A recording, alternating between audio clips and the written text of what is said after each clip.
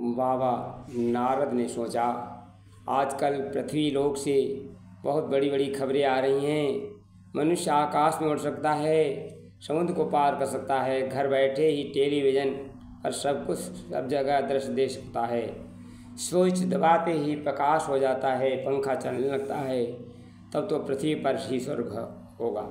चलो सैर करके देखाते हैं। पृथ्वी लोक पर गए, देखा एक मंदिर में एक भक्त बड़े जोर से रामायण पढ़ रहा था। देवर्षि नारद का प्रसन्न हो गए। आहा, कितना सुंदर मंदिर बनाया है, कितनी तन मनता से पूजा कर रहा है। जब वह पूजा कर चुका, भेष बदल कर उससे पूछा, भैया राम के बहुत बड़े भक्त हो, क्या रोज़ पूजा करते हो? उसने कहा, पंडित जी पूजा तो मैं रोज़ ही करता हूँ, पर आज जरा जल्दी में हूँ, कचहरी जाना। नारद जी ने पूछा, भैया कचहरी में क्या कोई मुकदमा चल रहा है? बोला, हाँ, वह तो जो मेरा छोटा भाई है बहुत दुष्ट है।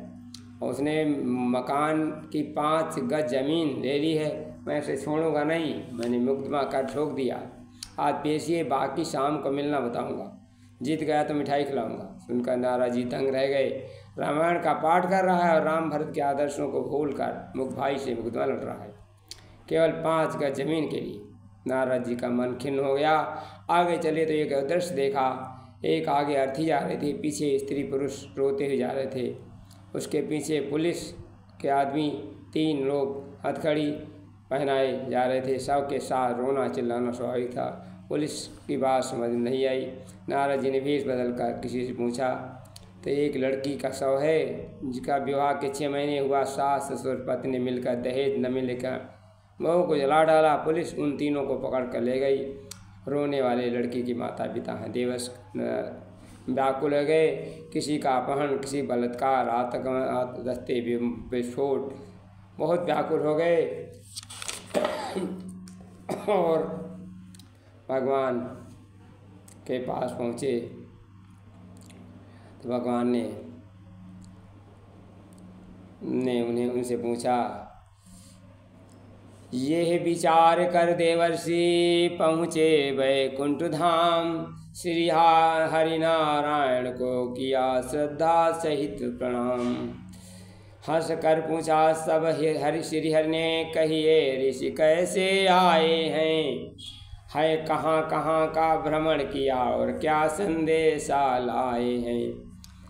कारण जो भी हो प्रकट करें, यात्रा को कष्ट उठाने का। कहिए अब क्या काम पड़ा वैकुंठ लोक के आने का? कुछ दुखी दिखाई देते हो, मुखमंडल क्यों मुरझाया है?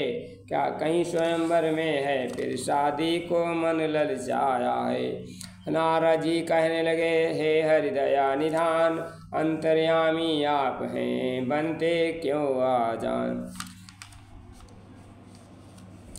भगवान देवर्षि नारद के वचनों सुनकर भगवान देवर्षि नारद ने बताया। फिर कहा हरि ने, मुनिवर यह मेरे मन की बात कही। तुम भगवान से नारद जी ने कहा, भगवान चारों ओर अत्याचार भ्रष्ट है तो सब बात बताई। तो भगवान ने कहा, अच्छा। फिर हरि ने मुनिवर का ये मेरे मन की बात कही। तुम सचमुच भक्त शिरोमणि है, इसमें संशय है जरा नहीं। पर आज मनुज पर जो संकट हो उसने स्वयं बुलाया है। बनकर दूरदर्शी व निज गरिमा को बिसराया है। जो नहीं सोचने योग्य रे, उस पर चिंतन चलता रहता। बस इसलिए मानव का आचरण भ्रष्ट बनता रहता। इसी चिंतन से बढ़ती चाह गलत, तो गलत काम करवाती है। जब कर्म भोग बन डसते हैं तो बात समझ में हो उदास बोले ऋषि दीन बंधु भगवान।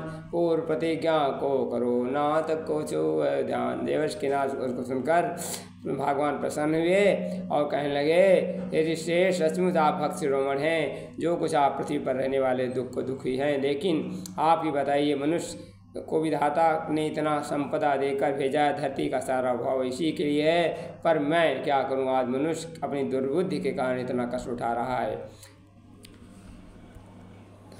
क्योंकि एक बार सेठ घर में आग लगे। सेठ कहने लगे कीमती सामान धन निकालने लगे, पर सेठ के बच्चे की ओर ध्यान नहीं गया। सारा सामान निकाले, सेठ का बच्चा जल गया और सेठ छाती पीट पीट कर रोने लगे। धन का अधिकारी तो मर गया। संत ने कहा शिष्यों, भगवान ने कहा हे नारद, संसार इसी तरह दुनियाई सुखों में आत्मा को भूल गया। तुलसीदास जी कहते हैं ईश्वरंश जीव अविनाशी, चेतन अमल सहस सुख राशि, सो माया बस भ्रम्यो गोसाई, बंध्यो की रुकमर कट की नाई। धन्यवाद।